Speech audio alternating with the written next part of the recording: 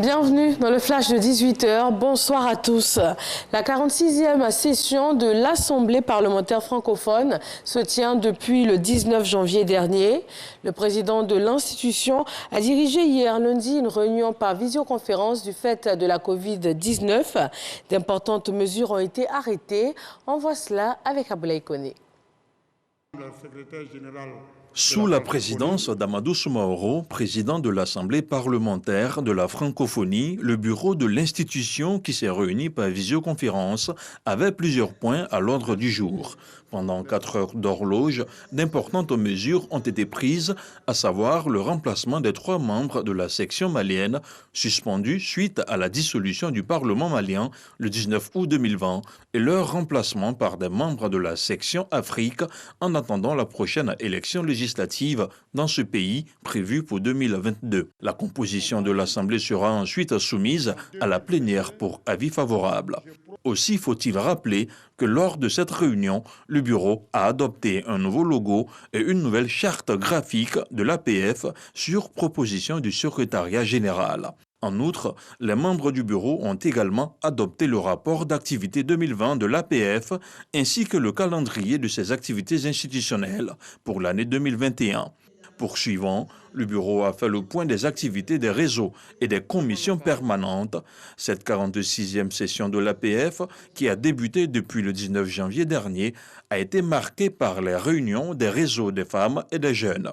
Elle prendra fin avec les plénières qui auront lieu les 28 et 29 janvier prochains. Dans moins de 4 jours, la Côte d'Ivoire va connaître son deuxième plan national de numérotation. De 8 chiffres, les numéros mobiles et fixes vont passer à 10 chiffres. Un changement qui va prendre effet dans la nuit du samedi 30 au dimanche 31 janvier prochain. En 12 mois, les opérateurs et régulateurs ont travaillé à cet important basculement technique et technologique. Ces préparatifs techniques, aussi bien chez les opérateurs mobiles que chez le régulateur, vous seront proposés dans le 20 h. Relance, renouveau, résilience, la douane au service d'une chaîne logistique durable. Ce slogan est celui des douanes ivoiriennes. Ce 26 janvier marque la journée mondiale des douanes. Et dans ce contexte de crise sanitaire, l'administration douanière ivoirienne entend accélérer le mouvement des marchandises tout en protégeant les populations. L'enjeu est de faire face à la crise sanitaire en évitant un effondrement de l'économie avec le maintien de la production. Une mission gouvernementale malienne est à Kidal, zone nord du pays, toujours contrôlée par l'ex-rébellion. C'est la première visite à Kidal d'une délégation ministérielle depuis le coup d'État du 18 août dernier. 6 ministres maliens se sont rendus sur place pour parler développement et retour de l'État. Un accueil chaleureux a été réservé à ces officiels.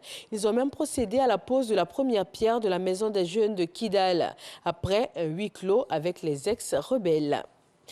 L'Italie vit en ce moment une nouvelle crise politique, prenant acte de l'impossibilité de trouver une nouvelle majorité parlementaire après la défection du parti de l'ex-chef du gouvernement Matteo Renzi. Le Premier ministre Giuseppe Conte a annoncé sa démission. Il pourrait cependant obtenir un nouveau mandat du président pour tenter de former un nouveau gouvernement. Ce sera le 3e pour tenter de sortir le pays de la double crise économique et sanitaire qu'il traverse. Et puis en Inde, les agriculteurs sont descendus dans les rues. Des dizaines de milliers de cultivateurs campent aux alentours de la capitale pour réclamer le retrait de la réforme agraire adoptée par le Parlement indien il y a de cela 6 mois. Ce sont 3 lois qui imposent une plus grande libéralisation du secteur agricole et les paysans craignent d'être écrasés par les grandes compagnies. Et voilà, c'est tout pour ce flash d'information. On se retrouve à 20 h sur RTI 1.